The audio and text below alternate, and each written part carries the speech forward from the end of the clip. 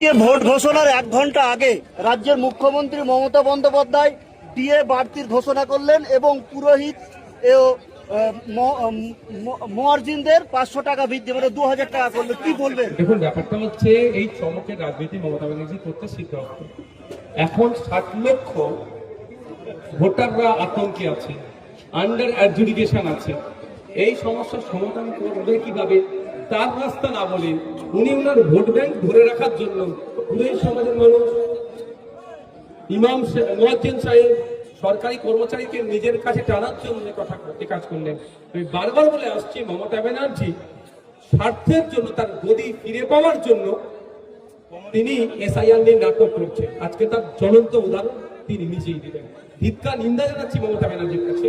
মমতা ব্যানার্জির কাছে আমি আশা করছি, আবেদন করছি, আপনি আওয়াজ তুলুন। যতক্ষণ না পর্যন্ত 60 লক্ষ মানুষের এই বিষয়টা নিষ্পত্তি হচ্ছে, ভোট ঘোষণা করা যাবে না। আর যদি নির্বাচন কমিশন তার ক্ষমতার প্রয়োগ করে ঘোষণা করে ভোটকে বয়কট করবে।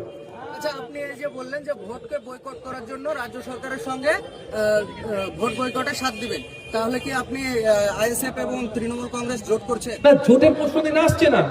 তৃণমূল কংগ্রেসকে আমি প্রথমে চোর বললাম, কিন্তু তৃণমূল কংগ্রেস যদি বাংলার মানুষের স্বার্থে ভোটকে বয়কট করে, যতক্ষণ অ্যাডজুডিকেশন সমস্যার সমাধান হচ্ছে ততক্ষণ পর্যন্ত এই বাংলার মানুষের স্বার্থে আমি এই দাবির সাথে সহমত হব।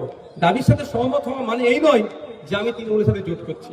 বাম এবং জনতা উন্নয়ন পার্টির সঙ্গে কি জোট হওয়ার সম্ভাবনা আপনাদের? বামেদের সাথে আমাদের কথা চলছে, যেহেতু ওটা এখনো ফাইনাল হচ্ছে না, ফলে অন্য কোনো পার্টির সাথে এখনো সেভাবে আমরা কথা পর নিয়ে পৌঁছাতে পারছি না। আজকে কত মানুষ যোগদান হলো আপনাদের? দেখুন, এটা আমাদের নেতৃত্বরা বলতে পারবে কোথা থেকে এসছে না এসছে, আমাদের জেলা নেতৃত্ব, জেলা থেকে বলতে পারবে। Thank you.